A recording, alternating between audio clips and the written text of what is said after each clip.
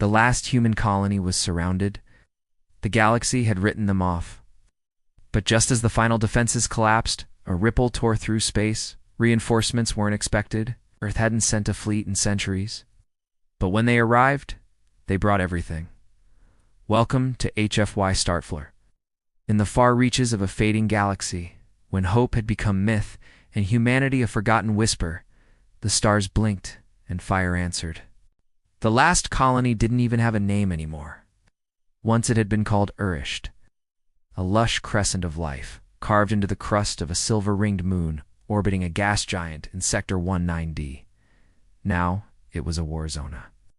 Shattered ark for refugees from a dozen worlds, its forests scorched, oceans poisoned, and skies choked with enemy carriers. Above the ash-veiled surface, the Trinovian Dominion's siege fleet hung like a funeral banner. Black holes, fang-shaped cruisers, and gravity anchors that pulled space itself into spasms of distortion. They'd surrounded Urisht for 9 weeks. No help came. The last messages had already been sent. Pleas to the Galactic Council, cries to their ancestral worlds. Static was all they got back.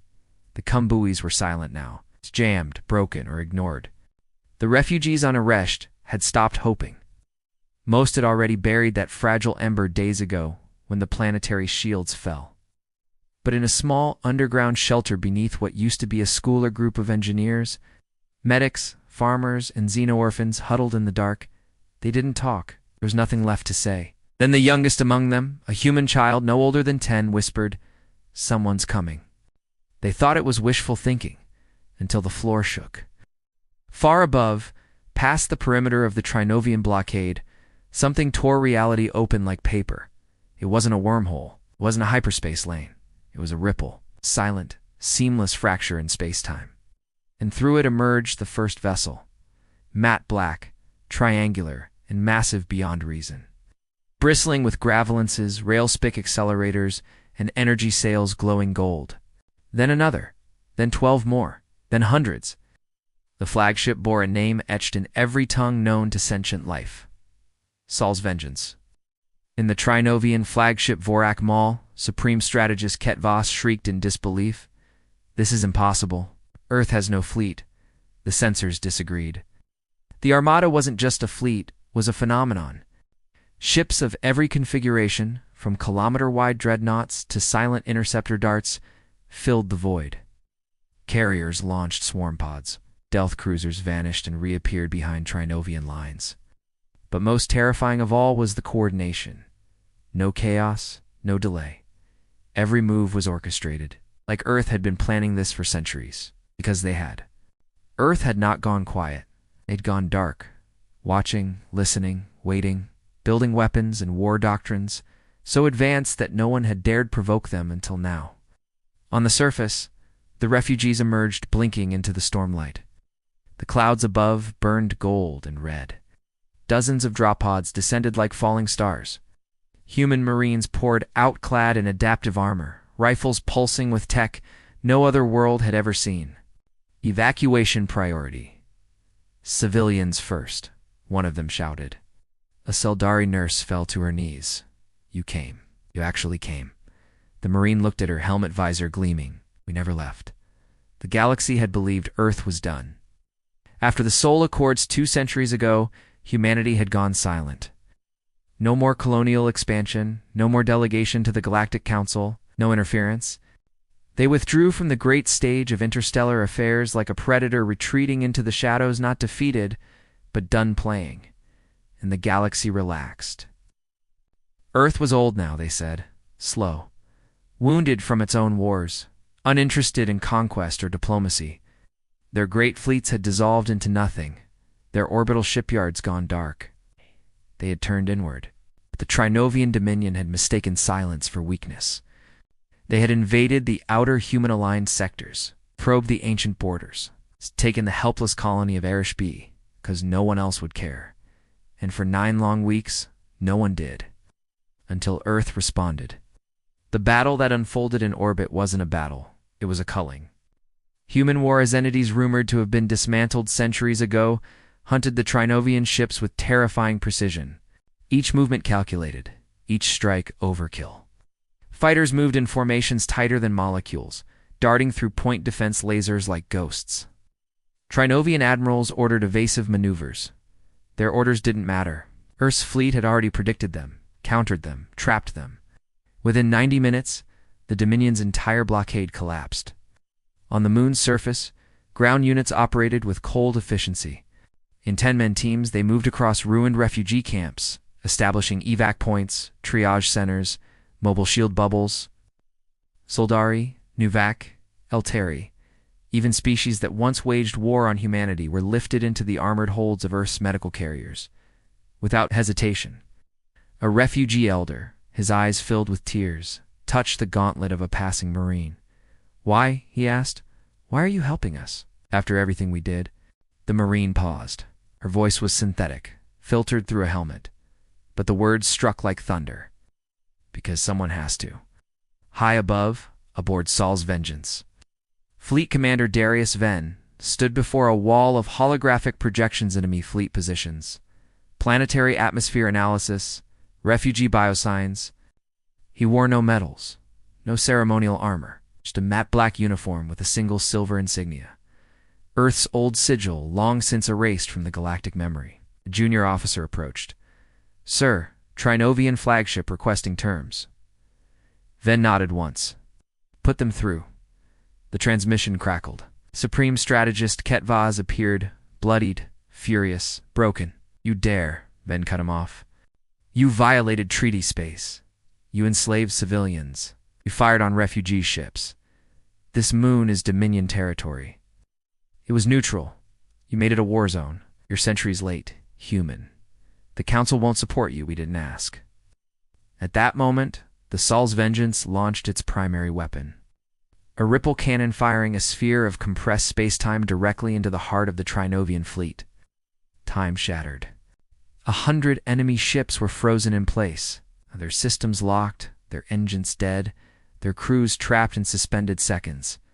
Venn spoke calmly. "War's over. You lost before you fired the first shot." The ripple cannon's wake echoed in silence. Across the stars, sensors blinked.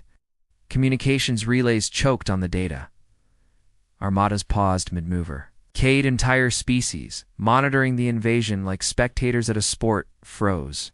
Because what they saw was not a battle. It was a message. Earth still watches. And it was ready. The Trinovian Supreme Strategist, Ket Vaz, stared at the tactical feed, mouth slack. Hundreds of ships gone. No debris, no signatures of conventional destruction. Just absent. Trapped in a moment stretched to infinity. He reached for the console, hand trembling. Behind him, an aide spoke, barely a whisper. "They shouldn't have that kind of power." "They don't," Voss rasped. "Not anymore. Not after the Concordance Treaty. It's banned." He stopped, because it wasn't banned by Earth. Earth had never signed the treaty. They just watched everyone else do it.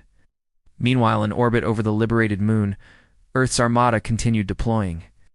Not just soldiers, engineers, medics, botanists. Terraformers descended to the scorched soil with mobile fusion furnaces and environmental stabilizers. DNA-seeded drones swarmed the atmosphere, repairing damage that would have taken a native ecosystem decades to fix. Every refugee species was offered the same transport, food, shelter, and if they wanted it, relocation to sanctuary zones. They had come not to rule, but to heal. And that was the worst part for the Trinovian strategists. Humanity could have crushed them with rage. Instead, they offered kindness, unshakable, terrifying kindness. Back on Earth, the armchair politicians of the Galactic Council finally stirred. In the Council's spire, diplomats whispered in their jeweled corridors.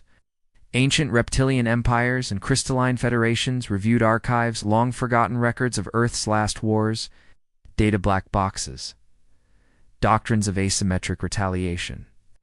The time they terraformed an asteroid with a virus. One ambassador, trembling, addressed the central chamber. "We told them they had gone dark, that Earth had lost its will, the truth." He looked around the chamber, voice cracking. "The truth is, they were waiting, preparing, growing. They never needed the galaxy. On the other side of the galaxy, in a black site archive buried deep beneath Titan's ice, a cold AI awoke. Designation 0001 Athena. Status: Observer protocols lifted. All over the outer edges of human influence, silent outposts powered back online. Listening posts flickered awake. Quantum beacons activated. Shadows rippled. On the refugee moon, young children of dozens of species stood hand in hand. Watching as Earth engineers constructed new shelters, a little elderly girl tugged at the arm of a Marine. "Will you leave when it's safe?" she asked.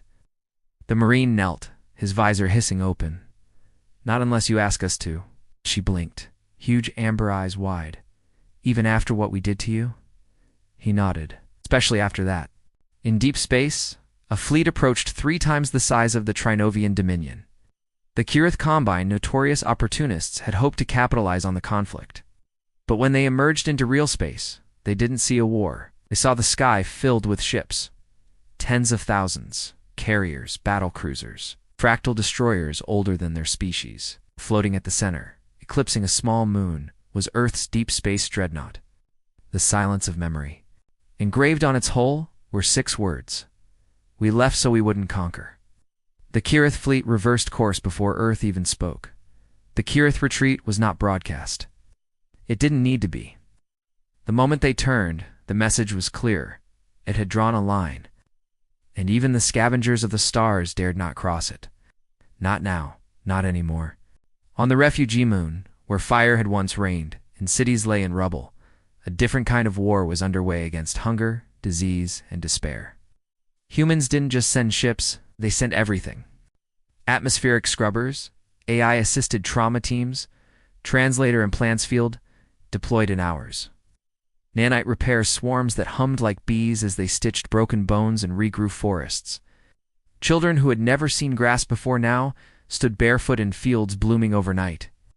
The galaxy watched as Earth rebuilt in days what had been destroyed over centuries, not through magic, through will, through refusal, through the simple decision not to let another world fall.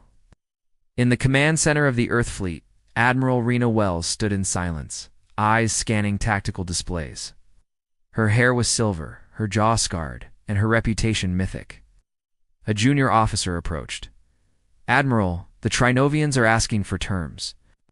Rena didn't look away from the screen. "They don't get to ask," she said. "They listen."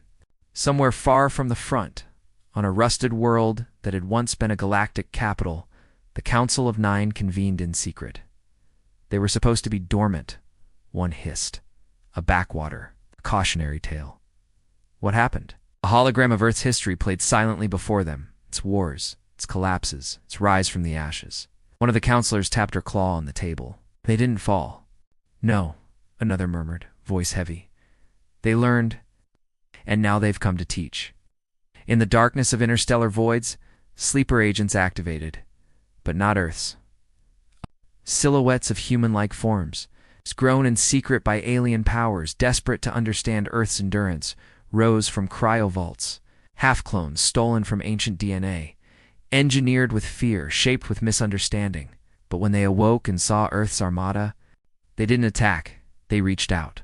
They asked to come home. Admiral Wells sat with a child. She didn't know his species, didn't need to.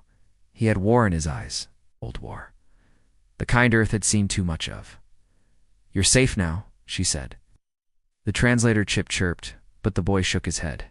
"No," he said, in broken Terran. "You're not safe." He pointed at the stars. In orbit, the Trinovians launched a desperate counteroffensive. It lasted 7 minutes. In the 8th, their command ship was surrounded by unmanned drones cloaked in Antia mesh, dropped by Earth centuries ago. Forgotten weapons. Silent sentinels. Didn't destroy the ship, they isolated it, trapped its signals, froze its drives, forced its crew to watch as the moon below bloomed into life. A warship turned into a prison of peace. The final broadcast from the Trinovian leadership was intercepted by over 9,000 species. It was only 3 words. Earth remembers everything, and across the stars old enemies of humanity stirred. Some with fear, some with hope. Because if Earth could come for them, it could come for anyone, but not with conquest, with consequences, with aid, with open hands, backed by unstoppable force. On a distant world, A young girl clutched a ragged blanket with the UNSC insignia embroidered on it. She'd never seen Earth, didn't even know where it was. But when the skies opened and the Armada came through, she whispered, "I knew they'd come." The skies didn't quiet. They watched. Across 1,000 sectors, observatories once used to spy or conquer now tracked Earth's fleet with awe. It's not just its weapons or numbers, but its discipline. Earth hadn't returned to rule.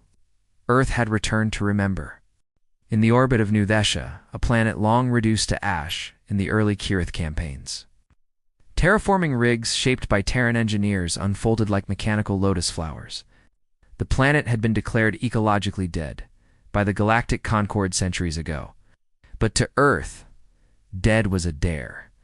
They seeded the oceans with nanobacteria tuned to reconstruct mineral content. They fired fusion root drills into tectonic fractures, and then, without warning, clouds formed real ones. The kind that carried lightning and life. No speeches, no banners. Only the simple act of revival. In the underground markets of the Shadow Moons, where Black Ops warlords sold stolen limbs and memories, a whisper ran through the criminal strata. The Terrans are not buying, they're burying. One by one, the crime syndicates who profited from centuries of galactic silence vanished.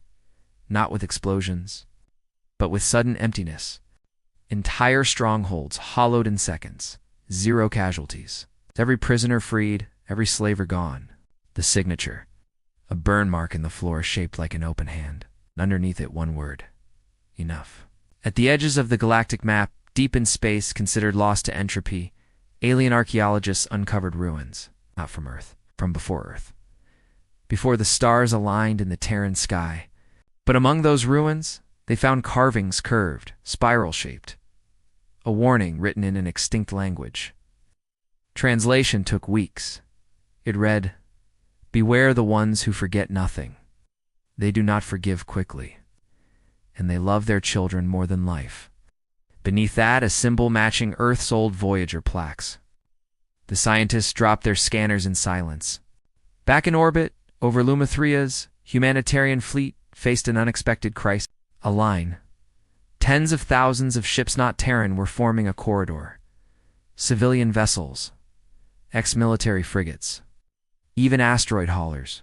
No weapons active. It's all broadcasting the same signal. We will help. Tell us how. Rena Wells stood at her command console and watched the icons bloom like flowers across her interface. "They're coming," her comms officer whispered. Wells nodded. "They've always been waiting. We just had to go first." Aboard one of the last remaining Kirith dreadnoughts, Supreme Commandant Drexel pounded a clawed fist on the war table. "We underestimated them." "No," one of his aides said quietly. "We misunderstood them. What are they? A merciful empire?" The aide stared into the rising tactical losses, the collapsing lines, the growing silence. "No," he whispered. "A haunted one." The galactic news nets overflowed. Earth's Armada establishes first galactic refuge zones. Civilians declare independence under Terran protection. The age of isolation ends. United systems align with Earth. And then perhaps the most unexpected headline of all. Kirith Empire requests ceasefire. Rena Wells stood before the Galactic Concorda, council chamber that had once denied Earth full membership for being too unstable, too emotional, too human. She didn't smile, didn't gloat, just said one thing. "We're not here for revenge. We're here because you forgot what help looks like." And then she walked out. On a refugee moon, children played on a rebuilt street. Some with scales, some with fur, one with luminous tendrils that shifted colors when happy, but all of them wore the same shirt. Dark navy blue with a single white star over the heart. The back read, "I wasn't born on Earth, but Earth showed up anyway." The Terran Armada didn't stay forever. They never intended to. But they left behind guardians, not weapons, not soldiers, but vows. To answer the next cry. To remember the forgotten. To rebuild faster than war could destroy. And somewhere in deep space, on the outermost edge of what was once a forgotten colony, a signal pulsed. Weak, scared, alone, and Earth turned. Because someone was calling, and Earth always answers.